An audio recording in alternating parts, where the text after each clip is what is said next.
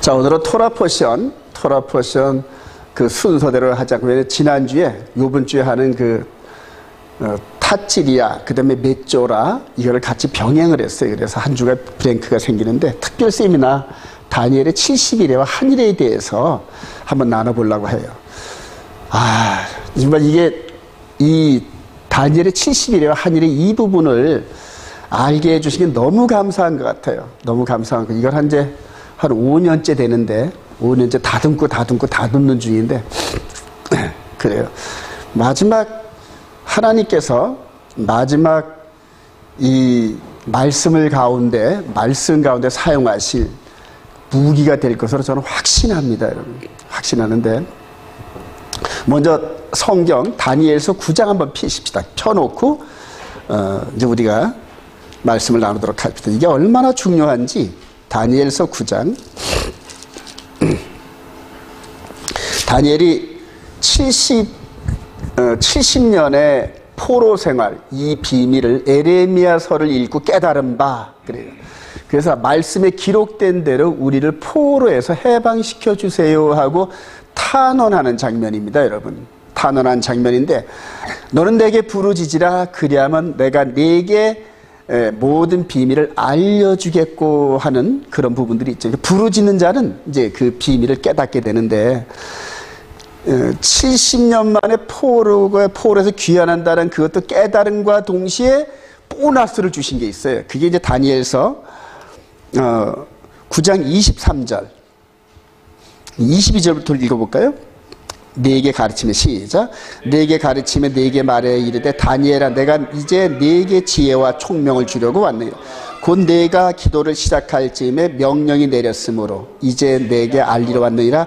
너는 크게 은총을 입은 자라. 그런즉 너는 이 일을 생각하고 그 한상을 깨달을지나 내 백성과 내 거룩한 성을 위하여 이른 일을 기한으로 정하였나니 허물이 그치며 죄가 끝나며 죄악이 용서되며 영원한 의가 드러나며 환상과 예언이 응하며 또 지극히 거룩한 이가 기름 부음을 받으려.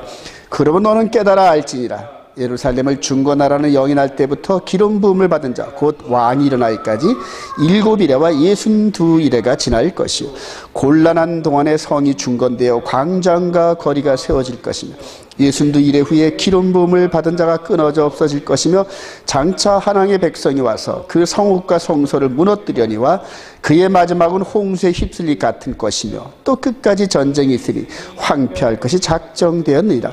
그가 장차 많은 사람들과 더불어 한 이래 동안 언약을 굳게 맺고 그가 그 일의 절반에 제사와 예물을 금지할 것이며 또 포악하여 가증한 것이 날개를 의지하여 설 것이며 또 이미 정한 종말까지 진노가 황폐하게 하는 자에게 쏟아지리라 하였느니라 하니라. 아멘.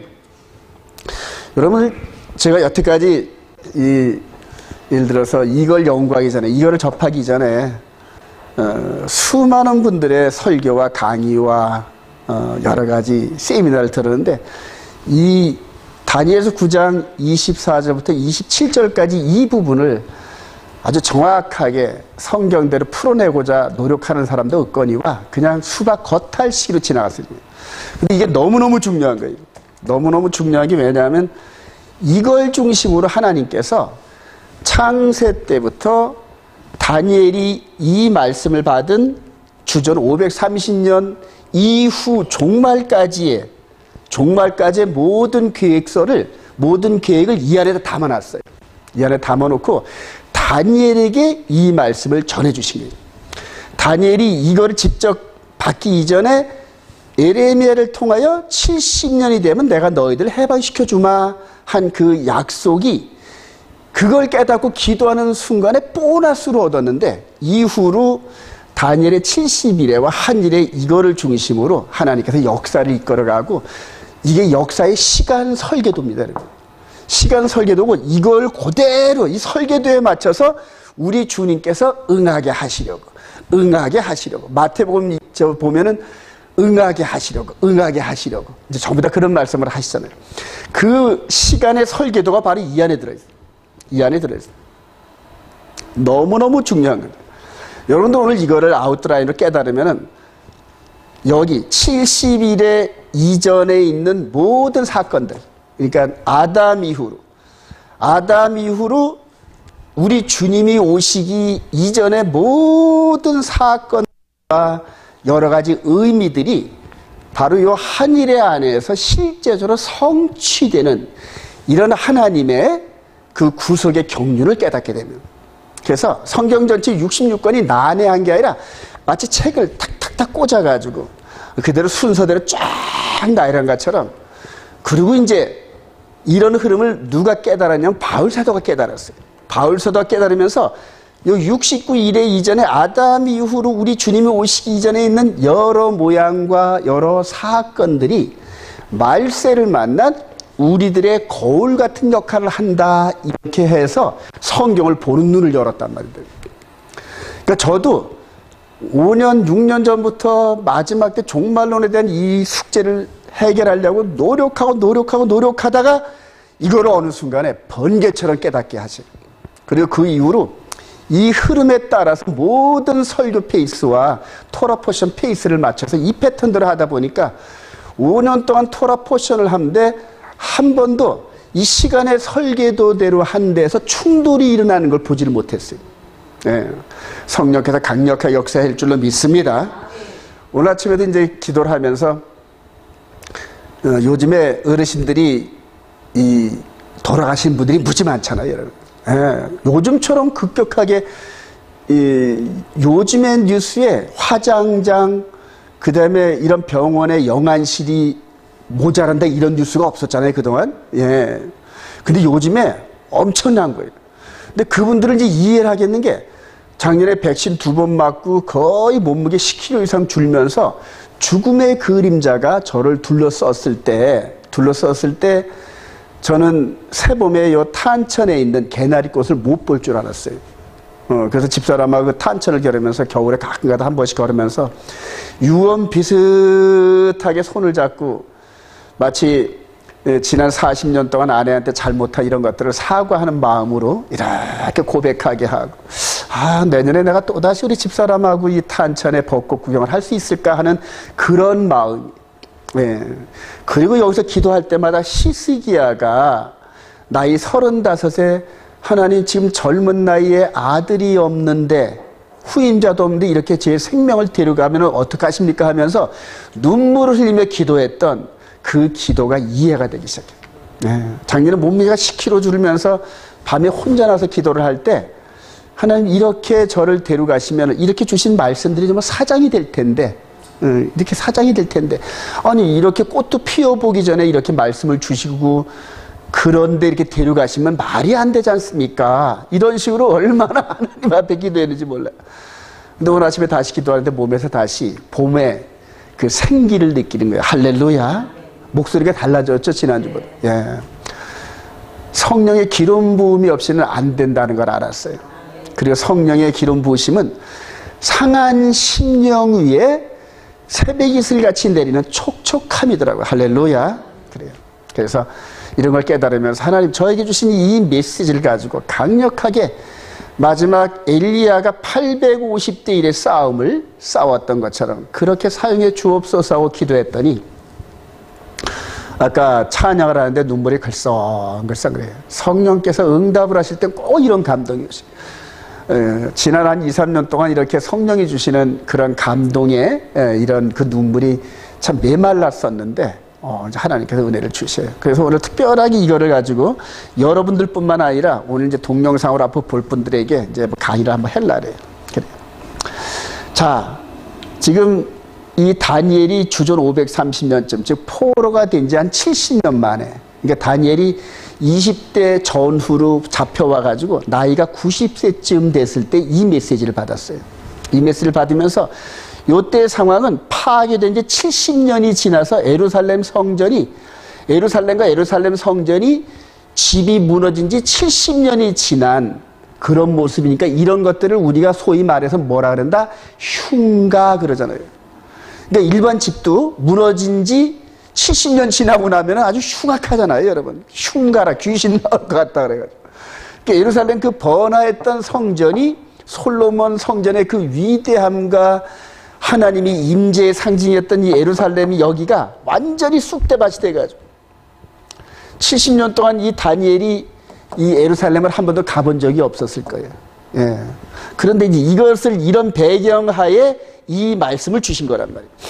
그러면서 뭐라고 말씀하냐면 내 백성과 내 거룩한 성을 위하였지 예루살렘 성을 위하여 70일을 기한으로 정하였나니 70일에 70일의 기한을 정했다는 거예요. 그러니까 여러분들 70일의 이후로는 이스라엘 백성들과 예루살렘 성에 대한 사용 연도가 사용 그 용도가 없는 줄 믿으시기 바랍니다.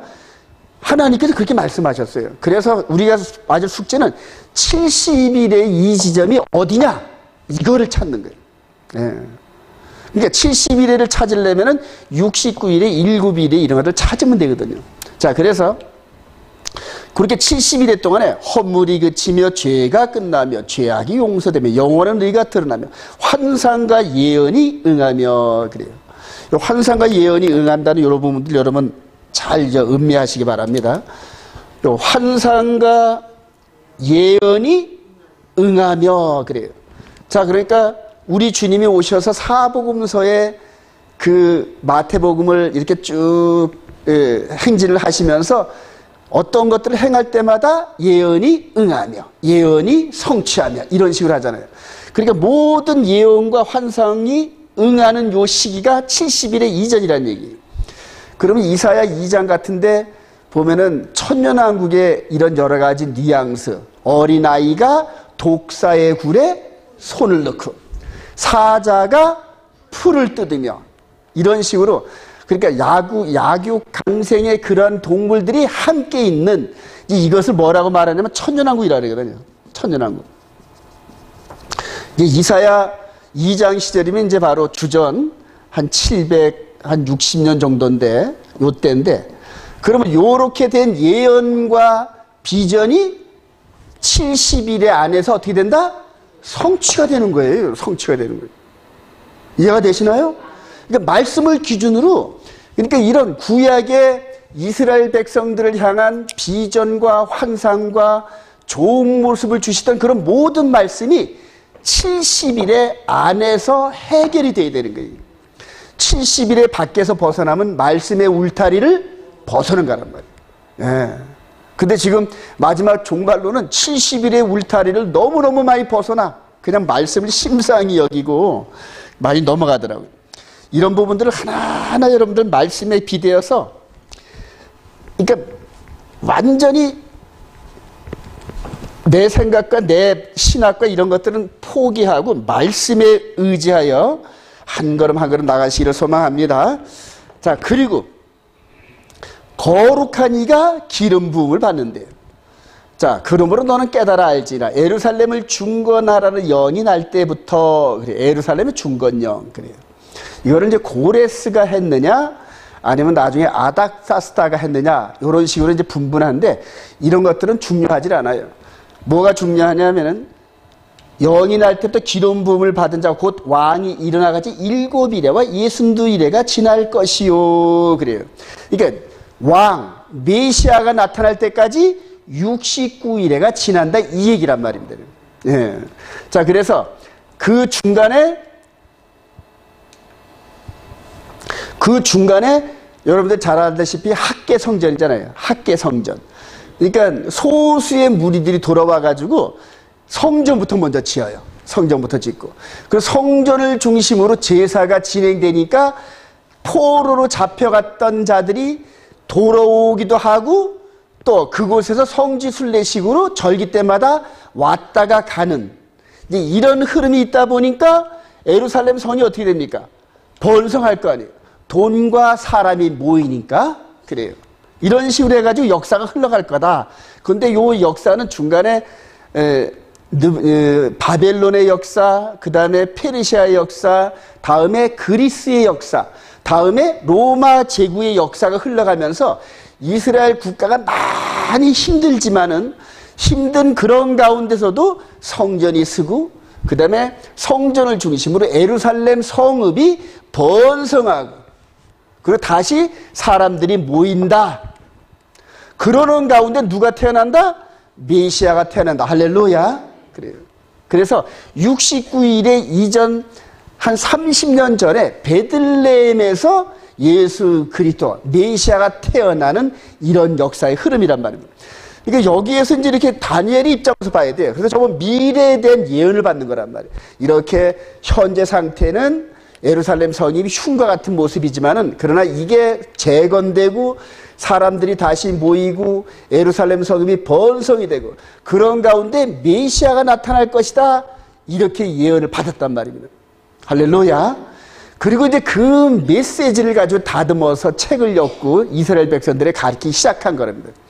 자, 그 곤란한 동안의 성이 중간되어 광장과 거리가 세워질 것이며 그래요. 자, 그리고 이제 요약을 또 다시 한 겁니다. 이렇게 세워진 다음에 지금 여기 69일에와 70일의 요 사이에서 먼저 하나님이 퍼즐로 딱 맞춰놓은 게 있어요. 그게 뭐냐면 요 마지막 70일에 전에 후 3년 반, 3년 반은 누구에게 줬다? 적그리스도 작은 뿔에게 준 거란 말이에요. 자, 다니엘서 7장 25절 시작. 그가 장차 지극히 높으신 이를 말로 대적하며 또 지극히 높으신 이의 성도를 괴롭게 할 것이며 그가 또 때와 법을 고치고자 할 것이며 성도들은 그의 손에 붙임받으여 한 때와 두 때와 반 때를 지나리라. 다니엘서 9장의 메시지를 주기 전에 다니엘서 7장에서 마지막 사자, 곰, 표범, 그 다음에 용의 나라, 큰 네 나라에 대한 예언을 하시면서 마지막 때에 작은 뿔이 등장을 하는데 그 작은 뿔이 권세가 3년 반에 이를 것이다. 이렇게 예언을 하셨단 말이에요. 그러니까 그 3년 반을 바로 70일의 이전에 후 3년 반에 갖다 퍼즐식으로 맞춰놓는 게 중요합니다. 이해가 되시나요? 그러니까 마치 조립식 주택을 지을 때 미리미리 먼저 도착한 자재대로 설계도의 위치에 따라 딱딱딱 퍼즐식으로 맞추는 거란 말이에요. 레고를 쌓듯이 그렇게 맞춰놓는 거란 말이에요. 그래서 역사의 끝자락에 등장하는 그 다음에 이제 다니엘서 7장 25절에 보면 여기에 부연 설명으로 그러나 심판이 시작되면 그는 완전히 멸망할 것이 이런단 말이에요. 그러니까 마지막 마귀, 옛뱀 마귀 사탄이 처벌을 받으면 역사는 끝나는 거란 말이에요. 자, 그렇게 해서 이렇게 퍼즐을 맞춰놓고 난 다음에 다니엘서 9장 20절 시작. 예순두 이래 후에 기름 부음을 받은 자가 끊어져 없어질 것이며 스톱 거기까지.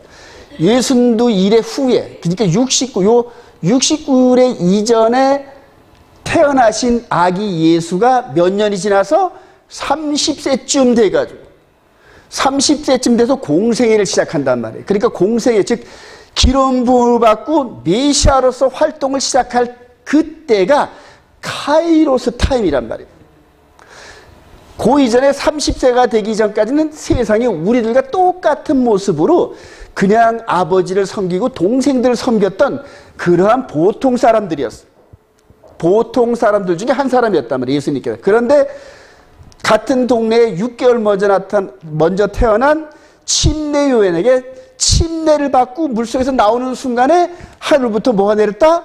성령이 비둘기같이 쫙 내리면서 그 이전까지 보지 못했던 영의 세계가 임하였다. 할렐루야. 영의 나라가 임한 거란 말이에요. 네. 그 이전까지는 육신의 나라였어요. 좀 육신. 왜냐하면 속 사람이 죄와 허물로 죽어 있었단 말입니다. 즉 아담 이후로 모든 사람들이 하나님으로부터 떨어져 나갔단 말이에요. 그러니까 혼과 몸은 있는데 하나님의 영이 없었단 말이에요. 네. 영이 떠나니까 그 자리에 누가 와서 왕노릇한다? 마귀가 왕노릇했단 말이에요. 그러니까 우리가 마귀의 종이 돼가지고 일생 동안 죽기를 무서워서 마귀의 죄의 종노릇하던 너희들을 즉 죄와 허물로 죽어서 하나님 나라에 결코 가지 못했던 너희들을 살리셨도다. 누가? 메시아께서. 할렐루야. 자, 그래서 메시아가 사는 30년 동안은 69일의 이전이란 말이에요. 그러니까 69일의 후에 기름 부음을 받은 자가 끊어져 없어질 것이며 그게 누구냐? 이스라엘 백성들은 모르지만 우리들은 알잖아요. 그분이 바로 예수 그리스도. 할렐루야. 3년 반 동안 공생애를 사시면서 당신의 시간을 나의 때가 그래서 하늘로부터 위임받은 메시아의 때가 3년 반이란 말이에요. 3년 반.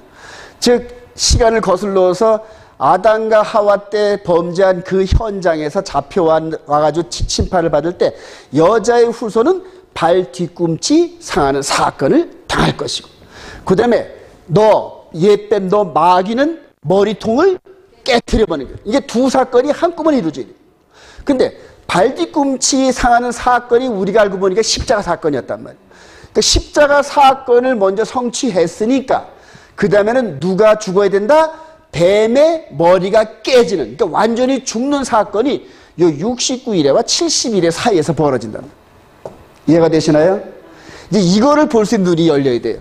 자, 그래서 장차 하나님의 백성이 와서 그 성읍을, 그 성읍과 성소를 무너뜨려. 그러니까 여기서 끊어져 없어진다는 게 뭐냐면 십자가를 지고 죽으시고 부활하고 없어지는 거예요. 그러니까 이 세상에 존재하지 않으니까 어디 가셨다? 하늘로 올라가신 거란 말이에요.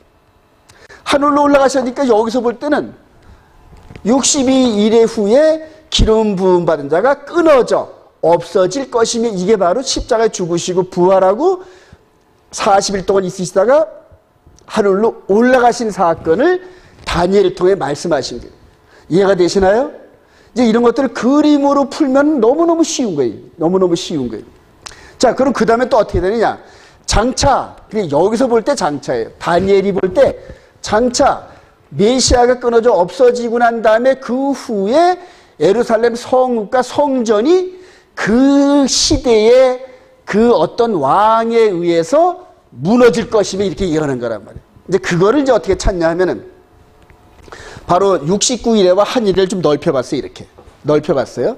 쭉 찾을 때 십자가 죽으시고 없어지고 뭐가 오셨다? 성령이 오셨다. 할렐루야. 그리고 나서 바울 사도가 이방인들을 향하여 복음을 증거하고 난 다음에 AD 70년에 로마의 티토스 장군에 의해서 성전이 정말로 완전히 초토화됐었습니다. 완전히 무너져가지고 완전히 무너져. 여기까지 이해가 되십니까, 여러분? 여기서는 표현할 수가 없는 게 제가 여러분들한테 여러 번 강조했듯이요. 한 일의 중간에 복음이 어디로 향하였다? 이방인으로 향했다. 그러니까 요 남은 후 3년 반 이거는 뒤로 당겨놓고 전 3년 반 끝나고 난 다음에 복음의 방향이 이방인으로 향하여다가 다시 돌아가서 예루살렘으로 돌아가가지고 다시 무너졌던 성전이 세워지면은 그때부터 후 3년 반, 멈춰졌던 후 3년 반의 타임라인이 우르릉 하고 돌아간다. 할렐루야. 이거를 못 봤던 거예요. 이거를 못 봤던 거예요. 그래서 그 세대주의나 이런 부분들을 연구하면서 마지막 이런 부분들을 찾아낸 게 하나님의 은혜예요, 이게.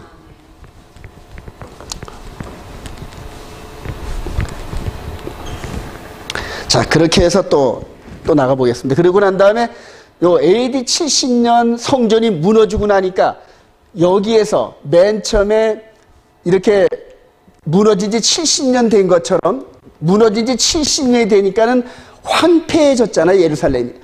자, 무너진 지 2000년 가까이 되면 어떻게 될까요? 황폐해진단 말이에요. 그러니까 똑같이 황폐해지는 사건이 똑같이 69일에와 70일의 사이에 똑같이 한번 재현된다는 얘기. 이해가 되시면 아멘. 자, 그리고 난 다음에 이방인 시대가 열린 거예요. 이방인. 보라, 지금은 은혜 받을 만한 때예요. 보라, 지금은 구원에 이를 만한 때다. 그러면서 너희들 이방인들에게 베풀어진 은혜의 시간을 그냥 까먹지 말라. 이렇게 바울 사도가 얘기한 거예요. 예. 이렇게 2000년이 흘렀어요.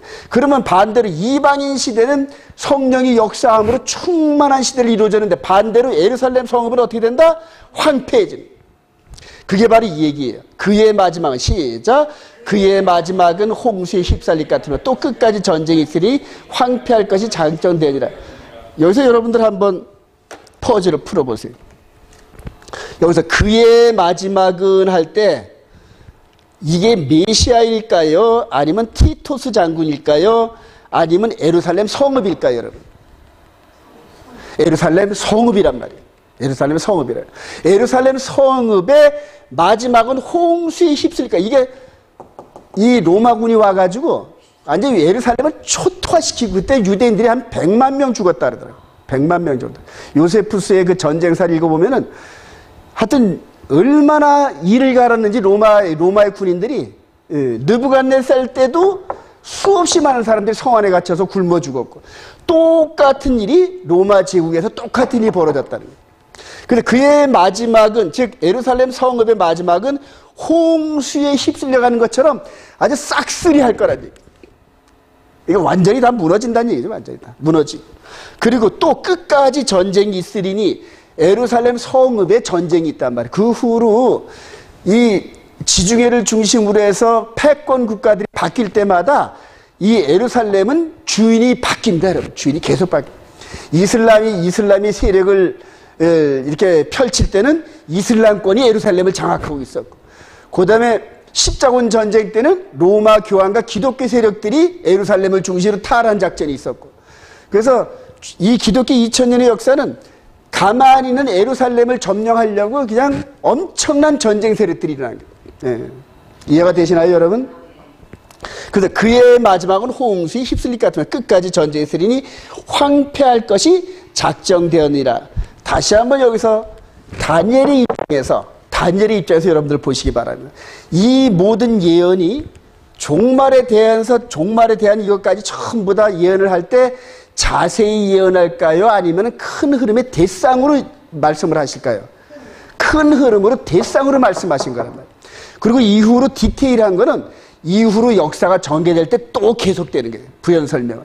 그러니까 기본 설계도가 이 안에 있다는 얘기입니다. 이 안에. 한 걸음 더 나가 봅니다. 자, 다니엘서 이제 9장 27절, 이게 이제 가장 논란이 많은 대목인데,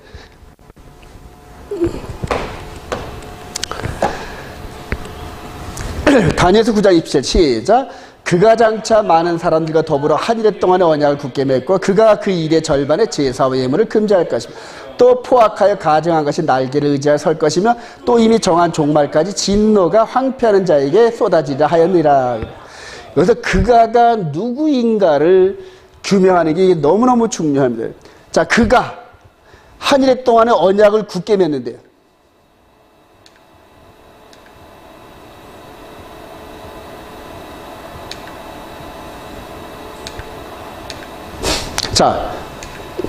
자, 그가 장차, 이제 여기서 그가 장차는 뭐냐면, 여기서 예언을 받은 다니엘의 입장에서 그가 장차 한 일해 동안에 더불어 언약을 굳게 맺고 그가 그 일의 절반의 제사와 예물을 금지할 것이며 이랬단 말이에요. 자, 여기에서 그가가 메시아 그리스도의 사역인지 확실히 믿으시기 바랍니다. 근데 지금 대다수 유대인들과 예수 믿는 유대인들과 미국의 개신교가 그가를 누구로 해석한다? 저 그리스도로 해석해요.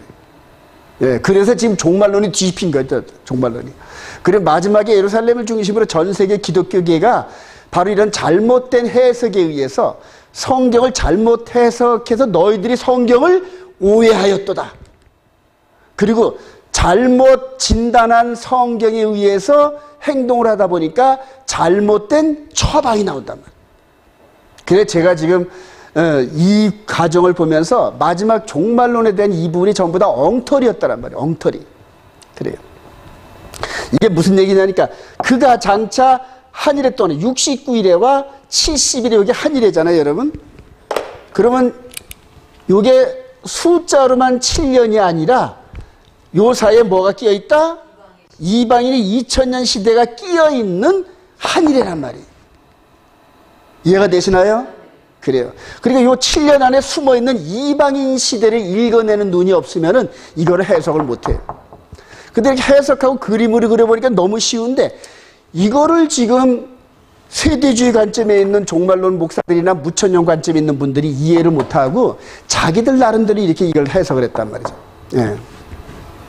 자, 그렇게 해서 그가 장차 한 일해 동안에 언약을 굳게 맺고 이게 어디에 나오냐면은 마태복음 26장. 이게 이상하단 말이에요. 자, 마태복음 26장 시작. 또 잔을 가지사 감사기도 하시고 그들에게 주시며 이르시되 너희가 다 이것을 마시라. 이것은 죄 사함을 얻게 하려고 많은 사람을 위하여 흘리는 바 나의 피 곧 언약의 피라. 그러나 이제 그는 더 아름다운 직분을 얻으시니 그는 더 좋은 약속으로 세우신 더 좋은 언약의 중보자니라. 새 언약의 중보자 예수 그리스도. 할렐루야. 그러니까 여기서 다니엘을 통하여 그가 한 일 동안 언약을 굳게 맺고 한 이 부분이 메시아에 대한 사역이지, 맨 역사 끝자락에 3년 반 사역을 맡은 적그리스도 사역을 얘기했겠냐는 얘기예요, 여러분. 이해가 되시면 아멘. 여러분들 이거 확실히 알면 성경이 다시 보이기 시작합니다, 여러분. 자, 그렇게 해서 그가 즉 다니엘의 예언된 대로 새 언약을 성취하러 오신 분이 누구시다? 예수 그리스도인 줄 확신하시기 바랍니다. 자, 그렇게 해서 하늘에 떠는 언약을 굳게 맨 다음에 언약의 중보의 피를 십자가에서 흘리셨는데 이게 한 일의 중간이었단 말이에요, 여러분. 전 3년 반 사역을 마무리할 때쯤에 십자가에 죽으시고, 그러니까 새 언약의 중보의 피를 흘리셨단 말이에요. 이전에 성전에서 드리던 동물제사는 이런 피가 아닌 새 언약, 생명의 성령의 법, 영의 법에 중보의 피를 흘리셨다. 할렐루야. 그러니까 잡히시기 전날 밤에 제자들과 함께 새 언약을 체결하시고 새 언약의 중보의 피로 흘리시고, 그리고 이제 마지막 적그리스도가 요 후 3년 반 요걸 기다리고 있는 거예요. 요 후 3년 반을 기다리고 있는 거예요. 여러분들 지금 성경 전체를 볼 때 요거 하나의 그림을 이렇게 보면은 요 밑에 있는 다니엘의 한 일에 여기에 붙어 있었지만 내려왔단 말이에요. 이게 무슨 역할을 하면 거울 역할을 하는 거예요. 이게 거울. 여러분 이게 거울인데 역사의 구속사의 거울이에요, 이게. 그러니까 여기서 예를 들어서 아담 사건도 여기서 성취가 되고, 그 다음에 아브라함과 이삭의 모리아산 사건도 여기서 성취가 되고, 모든 사건들이 여기서 성취가 되는데 이 성취가 된 이 부분을 밑으로 한번 내려봤어요. 그래서 이렇게 거울 역할을 한단 말이에요. 그러면 이 사건이 어디로 비친다? 전부 이 아래로 비치는 거란 말이에요. 그럼 이 아래에 비치는 이 사건들은 영적인 사건들이고, 요 위에 있는 사건들은 육으로 보이는 사건이란 말이에요. 그러니까 이 성경을 해석하려면 이 사건을 보면서 예수 그리스도 안에서 영적으로 이루어지는 이 사건을 해결해야 되는데 이거는 영적이고 이거는 육적이라는 거예요. 그런데 영적 해석을 하면서 반드시 영적 해석의 원 모습인 육적인 모습하고 이꼬르를 시켜야 돼요, 여러분. 이해가 되시면 아멘. 그러니까 영적인 사건은 반드시 하나님께서 구약의 거울 같은 사건을 만들어 놓으셨단 말이에요. 자, 그래서 이게 이제 사복음서 사건인데 그러면 마지막 때 요 후 3년 말은 뭘로 기록됐을까요? 이게 바로 계시록이란 말인데, 계시록이란 말이에요. 사복음서. 그리고 요 중간에 있는 요 부분은 뭐냐면 이제 사도행전부터 시작해서 로마서로 시작해가지고 유다서까지 전부 다 이방인 시대의 영적인 모습을 비춰준 거예요. 이게. 이해가 되시면 아멘. 굉장히 중요합니다, 여러분.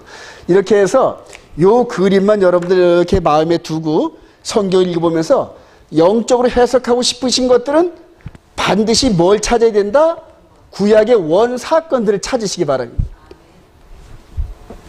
계시록에 나오는 모든 사건들은 구약의 육신적인 모습으로, 즉 이스라엘 백성들과 하나님 사이에 이루어진 사건을 통하여서 반드시 비춰지게 돼 있어요, 여러분. 그래서 두 그림이 합쳐지고 난 다음에 영적 해석을 시작하면은 성령께서 어떻게 하셨다? 네 해석이 맞아. 자, 구약도 성경도 누가 기록하셨다? 성령. 그래요. 그럼 신약도 사도들의 그 마음을 통해 누가 기록하셨다? 성령이란 말이에요. 그러니까 구약과 신약을 동일한 성령이 이 기록을 하셨기 때문에 영적인 해석을 하는데 이쪽에 있는 사건들 갖다가 같이 연결해가지고 해석을 하게 되면은 그 다음부터는 성령께서 네가 해석한 게 맞아.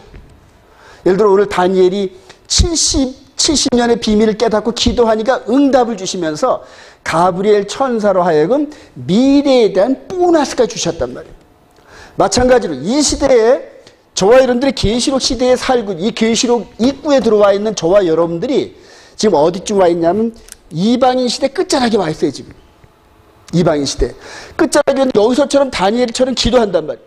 하나님, 이런 창세 이후로 이 역사를 쭉 보면서 마지막 계시록 사역의 짐승의 표가 뭐예요?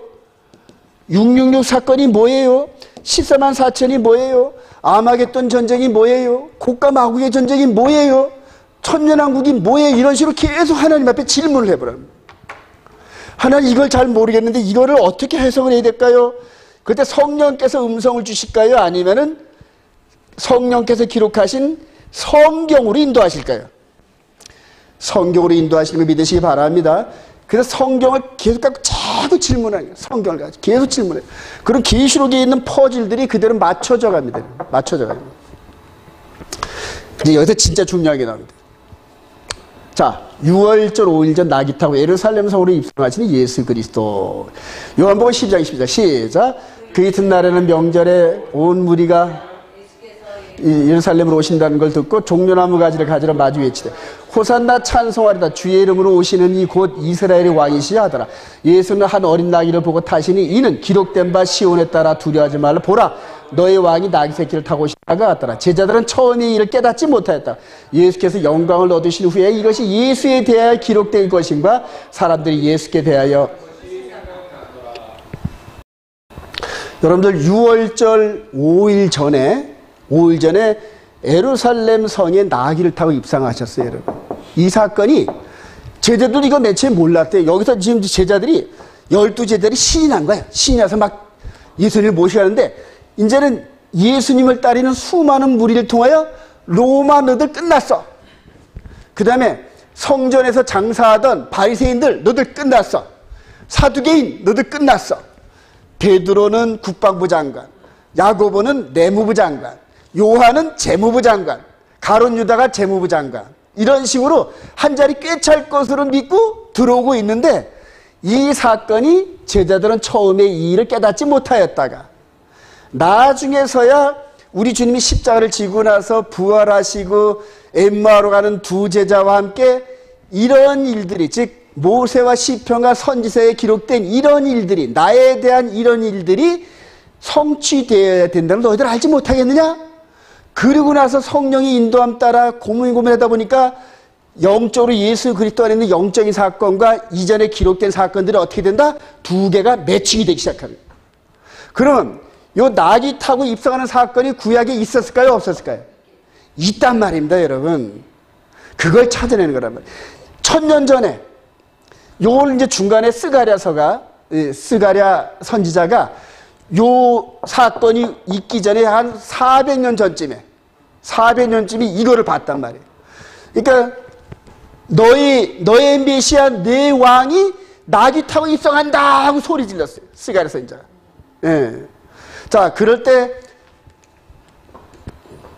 스가랴 9장 9절 시작. 시온에 따라 크게 기뻐할 자다. 예루살렘에 따라 즐거이 부를 자다. 보라, 내 왕이 내게 임하시나니 그는 공의로우시며 구원을 베푸시며 겸손하여 나귀를 타시나니 나귀의 작은 곧 나귀 새끼니라. 스가랴가 요쯤에서 BC 약 한 450년쯤에 여기서 예언을 하는데 450년 후에 나귀 타고 입성하시는 예수님에 대해서, 메시아에 대해서 예언하는데 나귀 타고 입성하신다 이러는 게 말이에요. 나귀 타고 입성하신다. 그러면 스가랴 선지자가 여기서 뭘 봤을까요, 여러분? 이전에 있었던 사건을 봤단 말이에요. 또 지우고. 이제 성경을 여러분들 보는 방법을 자꾸 가르쳐 드리는 거예요. 자, 이 사건을 예고했던 스가랴, 그 다음에 스가랴가 본 게 뭐냐면은 다윗의 나귀를 타고 입성하는 솔로몬 왕이란 말이에요. 자, 그러면은 성경 열왕기상 한번 가보죠. 열왕기상 1장 한번 갑시다. 열왕기상 1장. 열왕기상 1장을 가서 열왕기상 1장 44절. 왕께서 시작. 왕께서 제사장 사독과 선지자 나단과 여호와의 아들 브냐와 그렛 사람과 솔로몬 왕을 솔로몬과 함께 보내셨는데 그들 무리가 왕의 노새에 솔로몬을 태웠다가 제사장 사독과 선지자 나단이 기온에서 기름을 부어 왕으로 삼고 무리가 그곳으로 올라오며 즐거워함으로 성읍이 진동하였더니 당신들에게 들린 소리가 이것이라. 그러면서 이게 말을 잘 안 들어요. 바로 요 사건이 예수님이 이렇게 오기 1000년 전에 똑같은 장소예요. 여기가 기온샘이란 말이에요. 예루살렘 성. 똑같은 예루살렘 성 모리아 산에서 그러니까 다윗의 아들 솔로몬이 나귀 타고 올라가는 이런 장면이 똑같이 연출됐단 말이에요. 자, 그런데 요 이전에 어떤 사건이 있었냐면은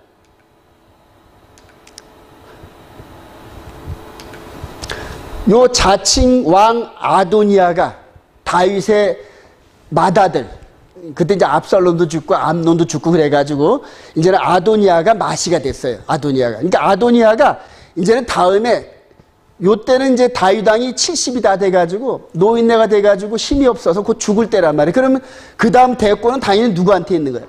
아도니아 지한테 있다 생각을 했단 말이에요. 자, 그래서 아도니아가 하는 행동을 볼까요? 열왕기상 1장 5절. 이제 다윗 왕이 늙어가지고 동정녀 아비삭의 품에서 이렇게 난로 역할을 하면서 그렇게 살았던 그때의 5절. 그때 시작. 그때 핫기스 아들 아도니아가 스스로 높여서 이르기를 내가 왕이 되리라고 자기를 위하여 그래요. 그러니까 다윗 왕이 허락지도 않았는데 허락하지도 않는데 지가 스스로 왕이 된 거예요. 지가 스스로 나 왕이야 이제부터. 그러니까 여기에 수많은 예를 들어 요즘에 윤석열, 이재명 대권 주자 앞에 수많은 사람이 따라붙듯이 뭐 한 자리 해먹으려고 스스로 왕이 되니까는 거기에 정치에 편승을 하던 사람들이 아도니아를 따를까요? 안 따를까요? 따른단 말이에요. 그러니까 요 사건이 있고 나서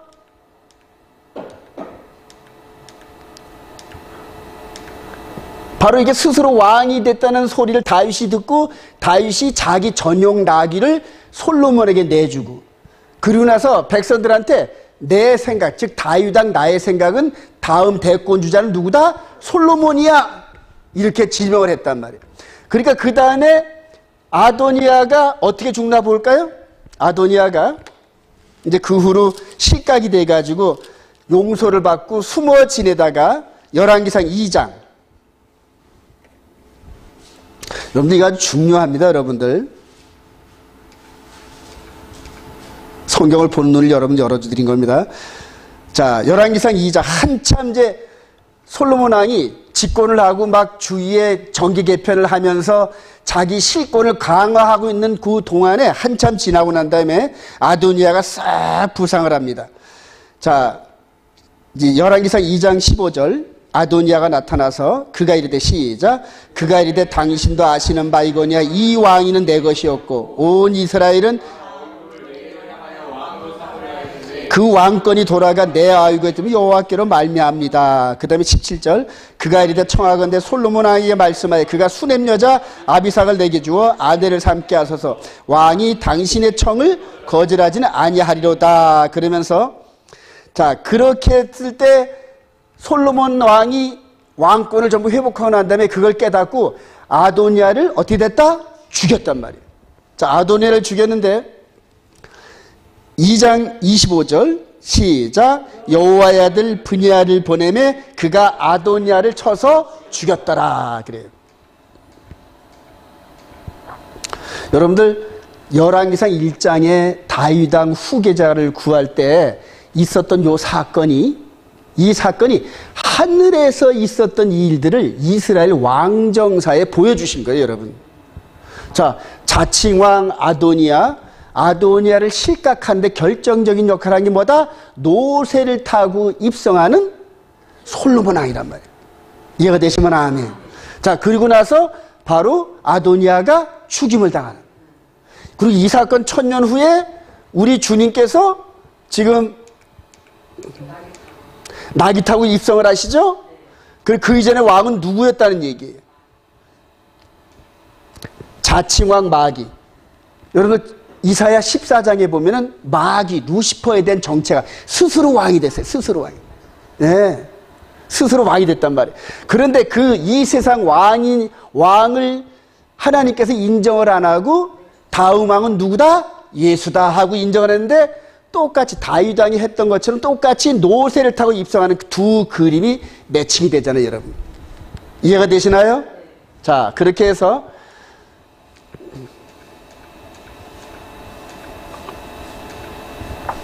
요 마귀를 이렇게 할 때 우리 주님이 여기까지 올 때 내가 온 거는 마귀의 일을 멸하려고 오잖아요.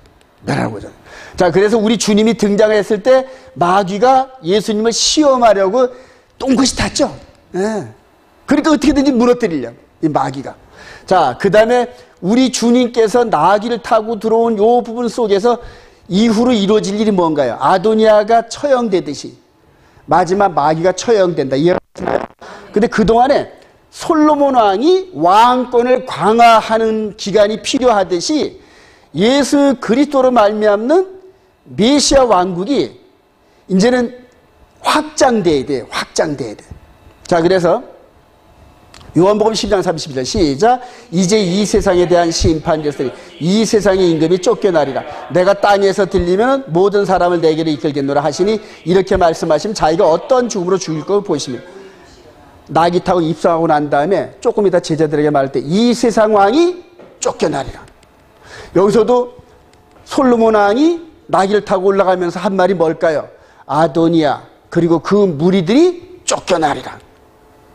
이해가 되시나요? 아도니아만 죽었을까요? 아니면 아도니아와 함께 역모를 일으켰던 모압 장군과 그 다음에 아비아들 제사장과 시므이가 전부 다 이 솔로몬 왕에 의해서 죽임을 당합니다.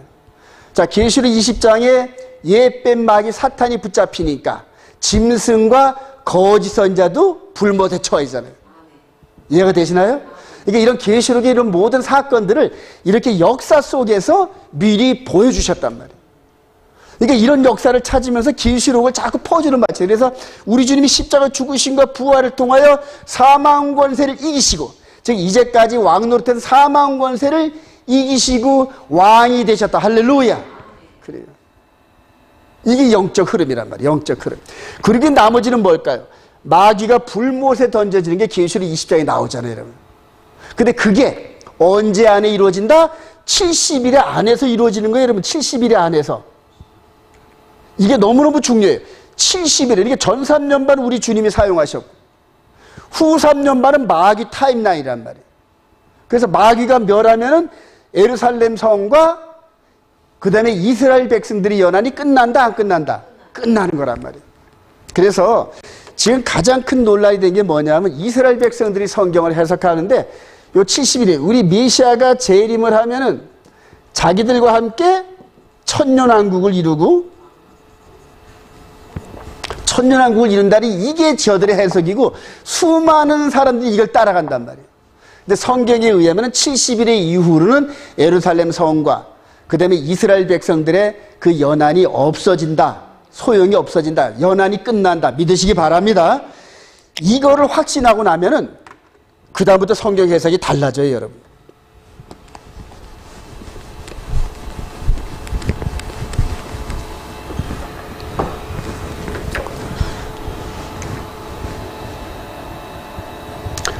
자, 요 그림. 그러면서 히브리서 1장 1절 시작.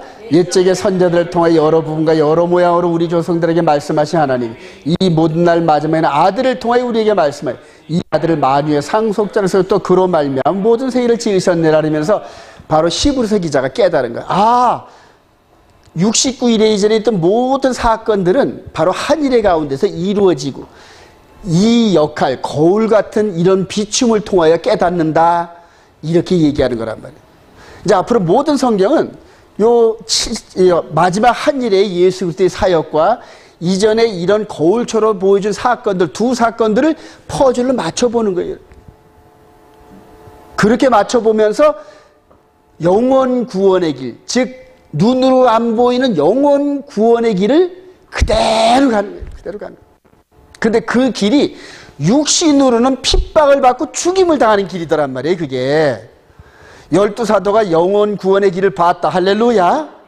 근데 그들에게 지혜를 주고 그들이 얼마나 지혜로운데 육신적으로는 전부 순교를 당한단 말이에요. 육신적으로는. 왜 그럴까요? 바로 이 육신의 껍질을 벗고 속사람이 가는 영원 구원의 길인데 육신의 길은 사망이고 마귀 것이란 말이에요. 그러니까 요셉을 붙잡고 늘어진 보디발의 아내 옷을 붙잡고 늘었잖아요, 여러분. 그러니까 요셉이 도망가려니까 어떻게 했다? 옷을 벗어주고 도망을 갔잖아요. 여러분. 이것도 상징이에요, 여러분. 마지막에 영혼 구원의 길에서 결정타가 뭐냐면 마귀가 우리 육신을 붙잡고 늘어집니다. 육신을 붙잡고. 그때에 옷을 벗겨주고 도망갈 그러한 확신과 자신이 없으면은 전부 마귀의 손아귀에서 붙잡히는 사건이 마지막 짐승의 표 사건이에요, 여러분. 네. 그런데 그 짐승의 표 사건, 즉 마귀의 마지막 붙잡는 그거를 이겨낼 수 있는 성도들의 인내가 여기 있나니 저희들은 하나님의 계명과 예수를 믿는 증거를 가진 자들이다. 할렐루야. 성경을 가지고 확신하지 않으면은 절대 내 육신의 생명을 담보로 못합니다, 여러분. 마치 예를 들어서 러시안 룰렛 하듯이 언제 총알이 나와서 죽을지 모르는 그런 시합을 하는데 총알이 어디 있는지 확신하면은 그거를 걸 수 있잖아요, 자기 생명을. 근데 우리 마지막 영혼의 생명을 걸 수 있는 기준은 뭐다? 성경이라. 지금 이런 패턴으로 성경을 자신 있게 읽어내서 내 생명을 담보로 걸어야 되는데 이거를 걸 만한 확신 있는 사람이 누가 있을까요, 여러분? 근데 저는 확실합니다. 성경을 가지고 확신합니다. 할렐루야. 그래서 앞으로 10년 정도 더 사역을 하면서 마지막 하나님께서 네 육신을 12사도가 순교를 당한 것처럼 그렇게 내어줄 때가 됐다 하면은 굳이 그 죽음을 피해서 도망가지 않는다는 얘기예요. 예. 결단의 시간이, 즉 옛날 코바디스 베드로한테만 그게 있는 게 아니라 마지막 때 살아서 예수를 믿는 저와 여러분들에게는 그 누구에게든지 마지막 육신의 생명을 결단할 그 순간이 옵니다. 그럴 때 이 세상에 조금이라도 미련 있는 사람은 마지막 99%까지 결단하다가 1% 때문에 돌아서게 돼요. 예. 육신이 연약하여 마음은 원이로되 생각은 원이로되 육신이 연약하여. 그래서 마지막 이 구원에 대한 이런 부분들은 오직 믿음인데, 오직 믿음이 뭐냐면 바로 거울처럼 보이는 사건들을 갖고 이 믿음의 세계, 영혼의 몸의 세계, 이 영적인 세계를 확신을 갖는 게 그게 믿음이란 말이에요. 근데 그 확신이 내 생각과 다른 사람들의 생각과 유명한 목사의 생각이 아니라 내가 성경을 가지고 확신하는 것만 확신하고 믿음이란 말이에요. 여러분들 히브리서 8장에 보면은 이 새 언약에 대한 얘기를 하면서 저희들, 즉 광야 시대, 광야 교회 시대에 내 언약에 머물지 않아서 내가 저들을 돌보지 않았다. 그래서 광야에서 메뚜기처럼 40년간 다 죽어갔다, 이 말씀을 하잖아요. 여러분, 무서운 말씀이에요. 예수 그리스도와 새 언약을 맺은 저와 여러분들이 언약 안에 머물지 않으면은 성령께서 돌보지 않으신다는 얘기예요, 여러분. 아, 무서워요. 아주 무서워요. 근데 그 언약의 내용이 바로 저와 여러분들의 신의 산에 두 돌판을 주은 그 십계명의 내용이 마음판에 기록된 것이다. 여러분들 이거 봤을 테지만은 여호와의 돌을 품은 장자권자는 이방 지역에서 신부의 몸값을 지불하고 하는 이런 부분들이 바로 69일에 70일의 그림자 역할을 합니다. 아브라함이 하갈을 얻어오는, 이방지에서 하갈을 얻어오는 그림. 그 다음에 이삭이 이 리브가를 아내로 이렇게 데려오는 이 장면. 근데 아내로 데려오기 전에 아브라함과 이삭이 모리아산에서 뭘 했나요? 십자가를 재현했잖아요. 십자가를 미리 예언했잖아요. 근데 그때 이 이삭은 번제 제물로 자기 이 생명을 드린 게 뭐냐면 신부 몸값을 지불한 예행 연습이란 말이에요. 예. 이해가 되시나요, 여러분? 그러니까 창세기 22장에서 모리아산 사건이 있고 난 다음에 23장에서 어머니 사라가 역사의 무대에서 사라집니다. 24장에서 구속사의 안방 마님이 될 리브가를 데려오는데 그 이전에 몸값을 지불했는데 생명값이더란 말이에요. 물론 이 아비에셀 종이 낙타 10마리 분의 보물을 싣고 리브가의 신부의 몸값을 지불했단 말이에요. 신부의 몸값. 그래요. 야곱은 혈혈단신 뛰어들어가지고 14년 동안은 몸값을 지불했잖아요. 첫 번째는 이 속아가지고 7년, 그 다음에는 진짜 7년, 이런 식으로 14년을 몸값을 지불하는 세월을 이렇게 보내고 라헬을 얻고, 그 다음에 17살 때 쇠사슬에 묶여서 애굽으로 끌려간 요셉, 그래요. 그리고 아스낫을 아내로 얻고 출애굽으로 돌아오는 이 여정들이 전부 다 결혼 이야기란 말이에요. 결혼 이야기. 근데 이 결혼 이야기는 전부 69일에와 한일의 사이에 예수 그리스도께서 아내를 십자가로 몸값을 지불해 주시고, 그리고 이방 지역에서 신부를 얻어오고, 그리고 마지막 계시록 19장 7절에 혼인잔치로 완성을 하는 거다. 할렐루야. 이게 결혼 이야기입니다. 그래서 성경의 모든 부분들은 69일에와 한일의 사이에 있는 이 사건들을 전부 다 미리 보여주는 거울 역할을 하는 거란 말이에요. 이해가 되시면 아멘. 이 스펙트럼을 가지고 여러분들 성경을 보면서 앞으로 창세기 사건이라든가 그 다음에 대제사장 사건이라든가 이런 여러 가지 사건들 전부 이런 상태로 대입을 할 수가 있어요. 마지막 저와 여러분들이 계시록 사건들을 어디서 찾아내느냐? 거울 역할하는 구약에서 찾아내면 됩니다. 그렇게 해서 마지막 때 이사야 40장 9절 시작. 너희는 옛적 일을 기억하라. 나는 하나님이라. 내가 시초부터 종말을 알리라. 아직 이루지 아니한 일들을 옛적부터 보이고 이를 나의 뜻이 설 것이니 내가 나의 모든 그래 한 번 더 히브리서 이것도 보았고요. 그래요. 자, 이렇게 해서 이 역사 속에서 일어나는 성경을 정확히 보고 깨닫고, 그리고 이 말씀을 기점으로 거울같이 보여지는 역사 속에서 우리의 미래를 찾으면서 마지막 생명을 우리 주님께 바치는 마지막 종말론의 선두주자가 되시기를 주님의 이름으로 축원드립니다.